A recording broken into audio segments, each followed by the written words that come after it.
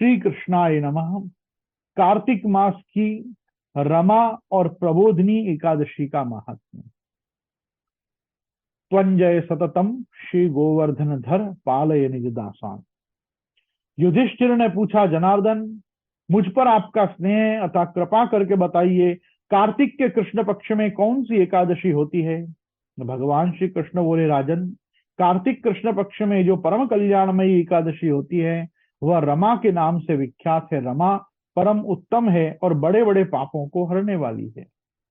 पूर्व काल में मुचकुंद नाम से विख्यात एक राजा हो चुके हैं, जो भगवान विष्णु के भक्त और सत्य प्रतिज्ञ थे। निष्कंटक राज्य का शासन करते हुए उस राजा के यहाँ नदियों में श्रेष्ठ चंद्रभागा कन्या के रूप में उत्पन्न हुई। राजा ने चंद्रसेन कुमार शोभन के साथ उसका विवाह कर दिया। एक समय की बात है, शोभन अपने ससुर के घर आए। उनके यहाँ दशमी का दिन आने आने पर समूचे नगर में ढिंढोरा पिटवाया जाता था कि एकादशी के दिन कोई भी भोजन ना करे, कोई भी भोजन ना करे।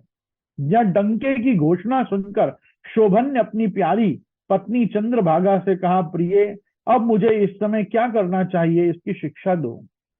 चंद्रभागा बोली, प्रभु, मेरे पिता के घर पर एकादशी को तो कोई भी भोजन नहीं करता।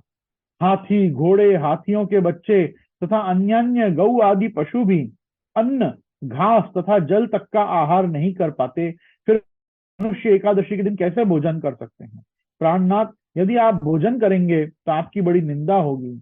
इस प्रकार मन में विचार करके अपने चित्त को दृढ़ कीजिए।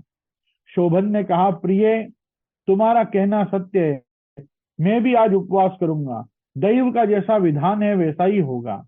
भगवान श्री कृष्ण कहते हैं, इस प्रकार दृढ़ निश्चय करके शोभन ने व्रत के नियम का पालन किया। क्षुधा से उनके शरीर में पीड़ा होने लगी, अतः वे बहुत दुखी हुए। भूख की चिंता में पड़े पड़े सूर्यास्त हो गया। रात्रि आई।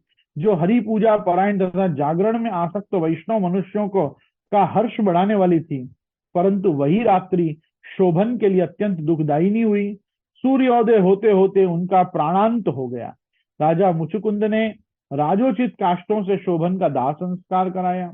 चंद्रभागा पति का पारलौकिक कर्म करके पिता के ही घर रहने लगी। नृपश्रेष्ठ, रमा नामक एकादशी के व्रत के प्रभाव से शोभन मंदराचल के शिखर पर बसे हुए रमणीय देवपुर को प्राप्त हुआ। वहां शोभन द्वितीय कुबेर की भांति शोभा पाने लगा। राजा मुचुकुंद के नगर में सोम शर्मा नाम से विख्यात एक ब्राह्मण रहते थे। वे तीर्थ यात्रा के प्रसंग से घूमते हुए कभी मंदराचल पर्वत गए। वहां उन्हें शोभन दिखाई दिए। राजा के दामाद को पहचान कर वे उनके समीप गए। शोभन भी उस समय द्विजश्रेष्ठ सोम शर्मा को आया जान शीघ्र ही आसन से उठकर खड़े हो गए और उन्हें प्रणाम किया। फिर क्रमशः अपने ससुर का, राजा मुचुकुंद का, प्रिय पत्नी चंद्रभागा का तथा समस्त नगर का कुशल समाचार पूछा। सोम शर्मा ने कहा, राजन, वहां सबकी कुशल है।